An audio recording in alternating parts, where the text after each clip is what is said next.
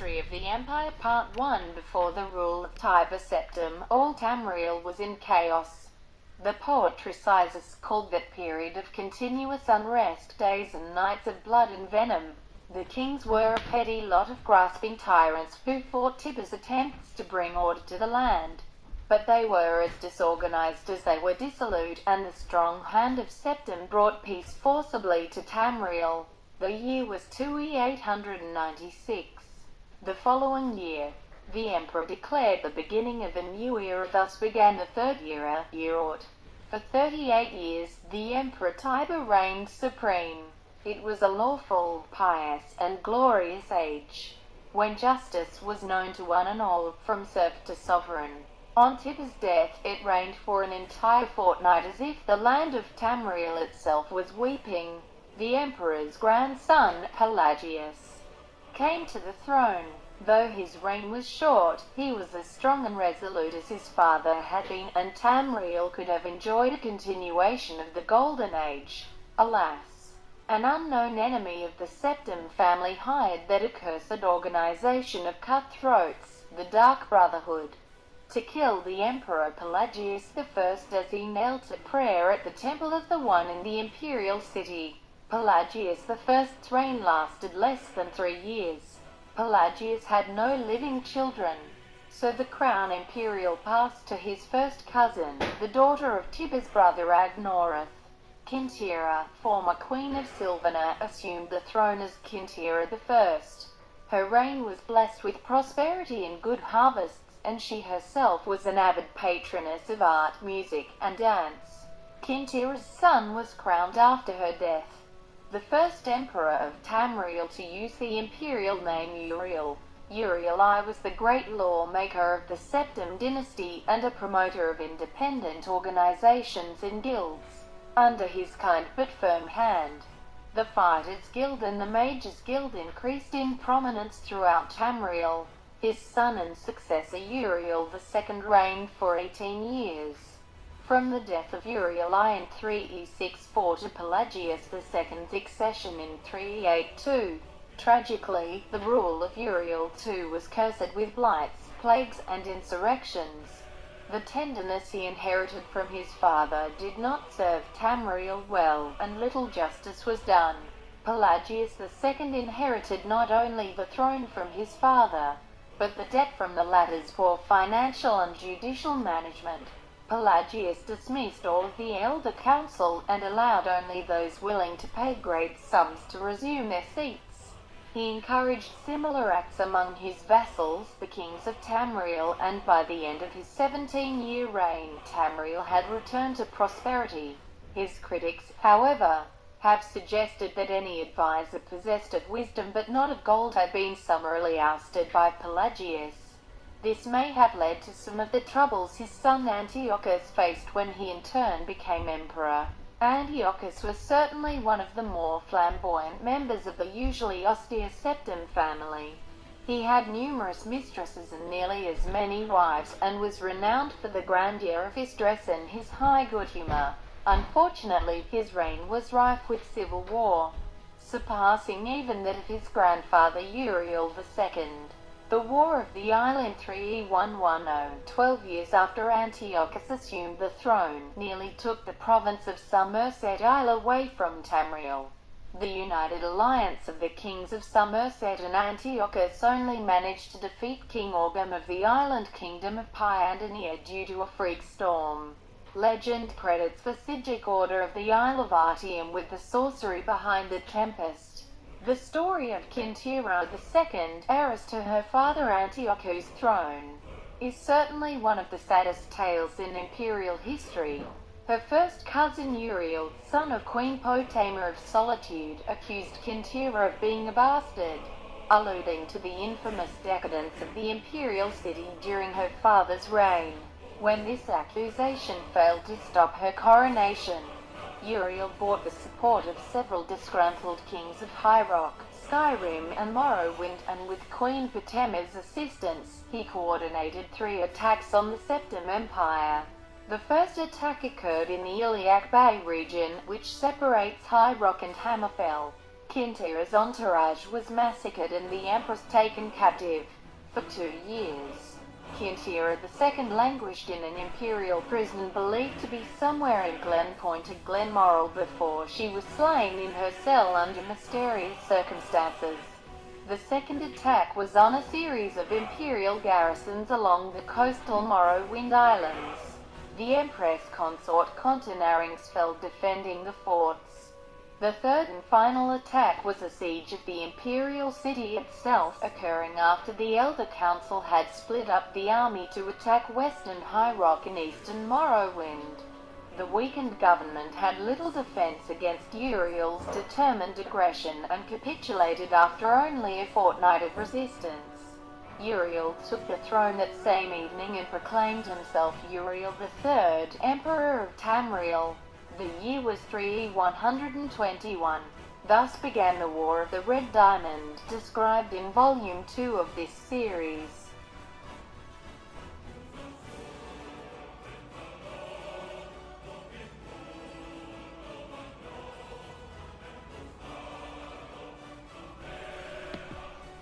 Brief History of the Empire Part 2. Uriel III not only proclaimed himself Emperor of Tamriel, but also Uriel Septim III, taking the eminent surname as a title. In truth, his surname was Mantiaco from his father's line. In time, Uriel III was deposed and his crimes reviled. But the tradition of taking the name Septim as a title for the Emperor of Tamriel did not die with him. For 6 years, the War of the Red Diamond, which takes its name from the Septim family's famous badge, tore the empire apart. The combatants were the 3 surviving children of Pelagius II, Potama, Sepphoris, and Magnus, and their various offspring. Potama, of course, supported her son Uriel III, and had the combined support of all of Skyrim and northern Morrowind. With the efforts of Sepphoris and Magnus, however, the province of High Rock turned coat. The provinces of Hammerfell, Somerset Isle, Valenwood, Elsewhere, and Black Marsh were divided in their loyalty. But most kings supported Sepphoris and Magnus. In 3127, Uriel III was captured at the Battle of Ichadag in Hammerfell. En route to his trial in the imperial city, a mob overtook his prisoner's carriage and burned him alive within it. His captor and uncle continued on to the imperial city, and by common acclaim was proclaimed Sepphoris I, Emperor of Tamriel. Sepphoris's reign was marked by nothing but war. By all accounts, he was a kind and intelligent man, but what Tamriel needed was a great warrior, and he, fortunately, was that. It took an additional 10 years of constant warfare for him to defeat his sister Potama, the so-called Wolf Queen of Solitude, who died in the siege of her city-state in the year 137. Sepphoris survived his sister by only 3 years. He never had time during the war years to marry, so it was his brother, the 4th child of Pelagius II, who assumed the throne. The Emperor Magnus was already elderly when he took up the imperial diadem, and the business of punishing the traitorous kings of the War of the Red Diamond drained much of his remaining strength. Legend accuses Magnus's son and heir Pelagius III of patricide, but that seems highly unlikely for no other reason than that Pelagius was king of Solitude following the death of Potama, and seldom visited the imperial city. Pelagius III, sometimes called Pelagius the Mad, was proclaimed emperor in the 145th year of the Third Era. Almost from the start, his eccentricities of behavior were noted at court. He embarrassed dignitaries, offended his vassal kings, and on one occasion marked the end of an imperial grand ball by attempting to hang himself. His long-suffering wife was finally awarded the regency of Tamriel, and Pelagius III was sent to a series of healing institutions and asylums until his death in 3153 at the age of 34. The Empress Regent of Tamriel was proclaimed Empress Katerai I upon the death of her husband. some who do not mark the end of the septum bloodline with the death of Kintira II consider the ascendancy of this dark elf woman the true mark of its decline. Her defenders, on the other hand, assert that though Katerina was not descended from Tiber, the son she had with Pelagius was, so the imperial chain did continue. Despite racist assertions to the contrary, Katerina's 46-year reign was one of the most celebrated in Tamriel's history. Uncomfortable in the imperial city, Katerina traveled extensively throughout the empire such as no emperor ever had since Tiber's day. She repaired much of the damage that previous emperors, broken alliances and bungled diplomacy created. The people of Tamriel came to love their empress far more than the nobility did. Katerina's death in a minor skirmish in Black Marsh is a favorite subject of conspiracy-minded historians. The sage Montalius's discovery, for instance, of a disenfranchised branch of the Septim family and their involvement with the skirmish was a revelation indeed. When Cassander assumed the throne upon the death of his mother, he was already middle-aged, only half-elven. He aged like a Breton. In fact, he had left the rule of Wayrus to his half-brother Uriel due to poor health. Nevertheless, as the only true blood relation of Pelagius and thus Tiber, he was pressed into accepting the throne. To no one's surprise, the Emperor Cassander's reign did not last long. In 2 years he joined his predecessors in eternal slumber. Uriel Lariat, Cassander's half-brother, and the child of Katerina I and her imperial consort Galavia Lariat after the death of Pelagius III, left the kingdom of Wayrus to reign as Uriel IV. Legally, Uriel IV was a septim. Cassander had adopted him into the royal family when he had become king of Wayrus. Nevertheless, to the council and the people of Tamriel, he was a bastard child of Katerina. Uriel did not possess the dynamism of his mother, and his long 43-year reign was a hotbed of sedition. Uriel IV. The story is told in the 3rd volume of this series.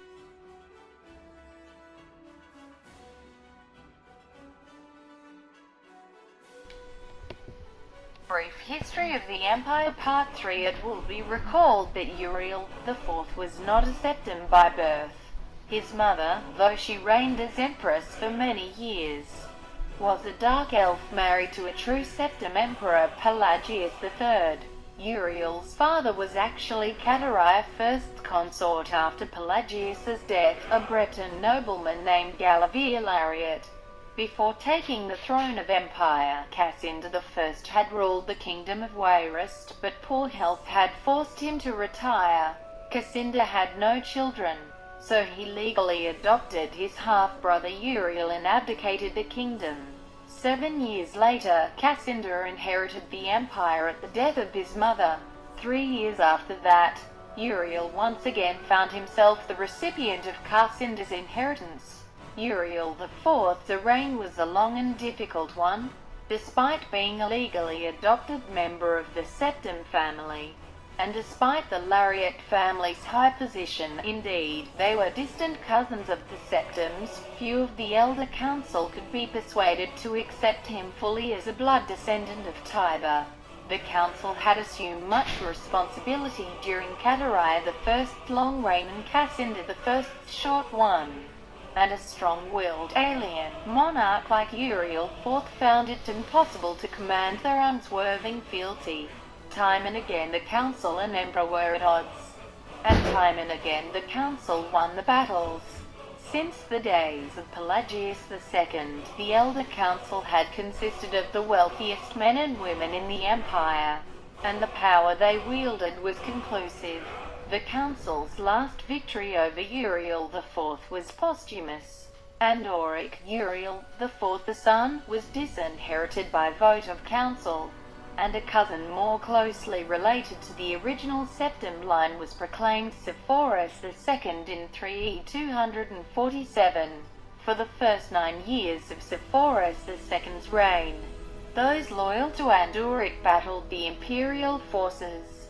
In an act that the sage Oranetine called Tiber Septim's Heart Beating No More, the council granted Andoric the High Rock Kingdom of Shornhelm to end the war, and Andoric's descendants still rule there. By and large, Sepphoris II had foes that demanded more of his attention than Andoric. From out of a Cimmerian nightmare, in the words of Oranetine, a man who called himself the Camel Run usurper led an army of Daedra and undead warriors on a rampage through Valenwood, conquering kingdom after kingdom. Few could resist his onslaughts, and as month turned to bloody month in the year 3249, even fewer tried. Sepphoris II sent more and more mercenaries into Hammerfell to stop the usurper's northward march, but they were bribed, slaughtered and raised as undead. The story of the Camel Run usurper deserves a book of its own. It is recommended that the reader find Palawil III's The Fall of the Usurper for more detail. In short, however, the destruction of the forces of the usurper had little to do with the efforts of the emperor. The result was a great regional victory and an increase in hostility toward the seemingly inefficacious empire. Uriel V, Sepphoris II's son and successor, swiveled opinion back toward the latent power of the empire, turning the attention of Tamriel away from internal strife. Uriel V embarked on a series of invasions beginning almost from the moment he took the throne in 3268. Uriel V conquered Roscri in 271, Kathnoki in 276, Inslee in 279, and Esroniad in 284. In 3288, he embarked on his most ambitious enterprise, the invasion of the continent kingdom of Akavir. This ultimately proved a failure, for 2 years later Uriel V was killed in Akavir on the battlefield of Ionath. Nevertheless, Uriel V holds a reputation second only to Tiber as one of the two great warrior emperors of Tamriel. The last 4 emperors, beginning with Uriel V's infant son, are described in the 4th and final volume of this series.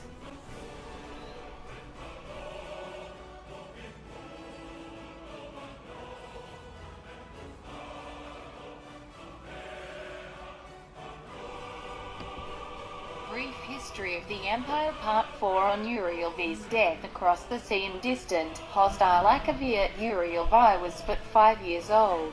In fact, Uriel V was born only shortly before his father left for Akavir.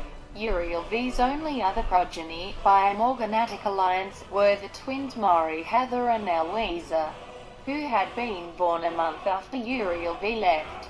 Uriel V was crowned in the 290th year of the Third Era.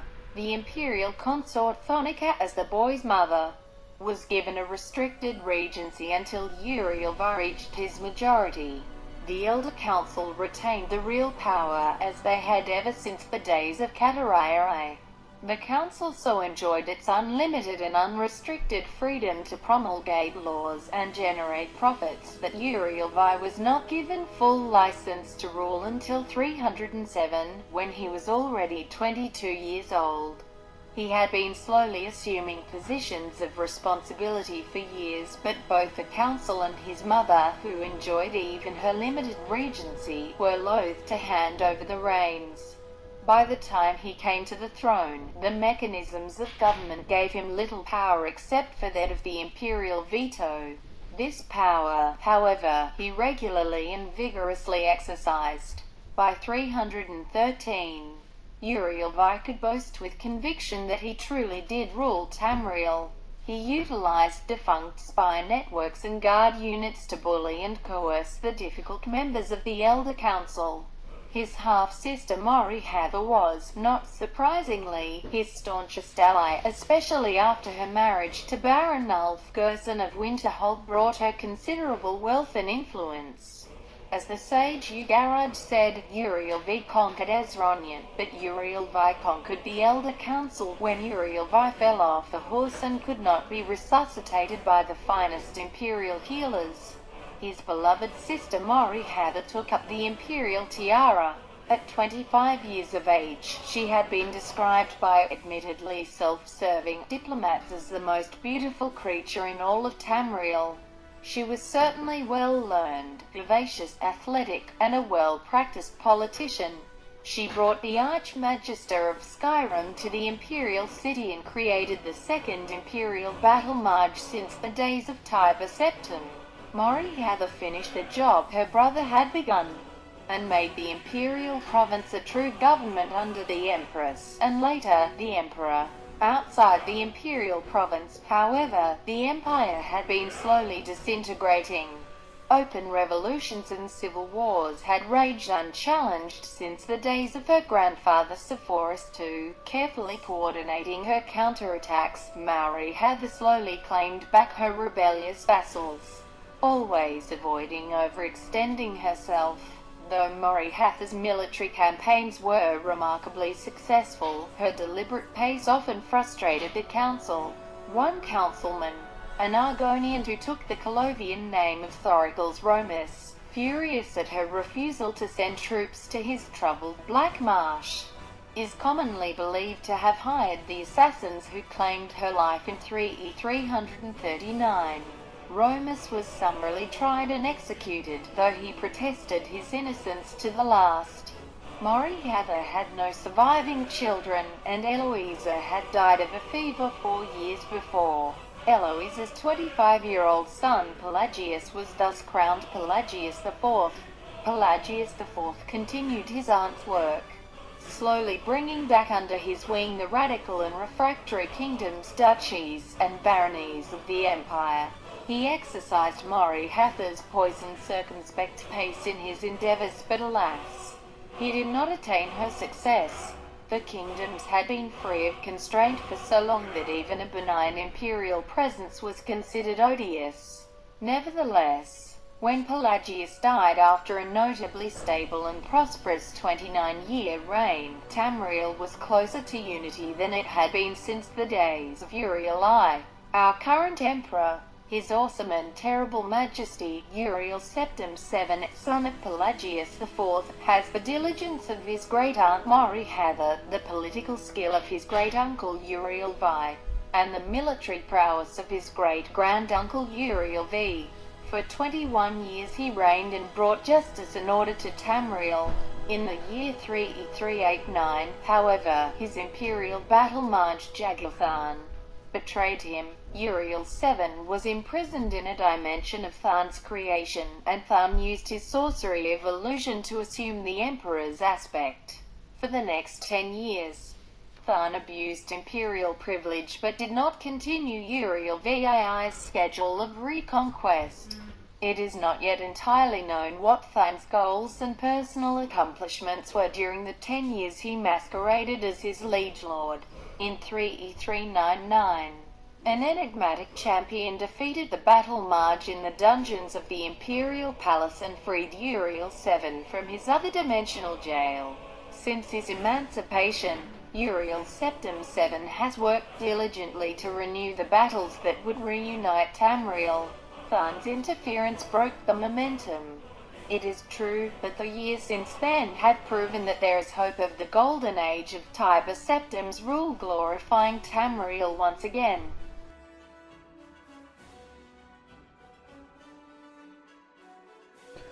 Hey guys, Noobicimages here, just hope you like that.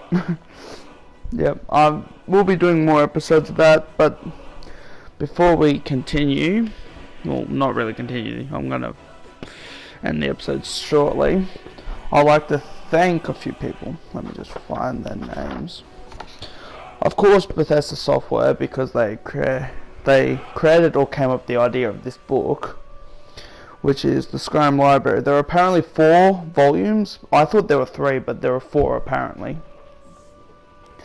And EB Games, because apparently if you're Australian, you get the best stuff. Or, yeah, so EB Games and Zenimax Media Company. Tyson Books, who also published it, and yeah. So that's pretty much all the names I could see in there. Yeah, anyway guys, this video, I hope you like it, because this video took me all day to make. Pretty much all day. See, my laptop kept on like closing out of the thing that I was using, and I actually forgot to save it a few times when I was doing this. So, and then I realized what happens if I do it, type it in by scene, like chapter by part, and that's how I got it done faster than I would have before. So anyway guys, like and subscribe for more videos, and I'll see you in the next one. Peace.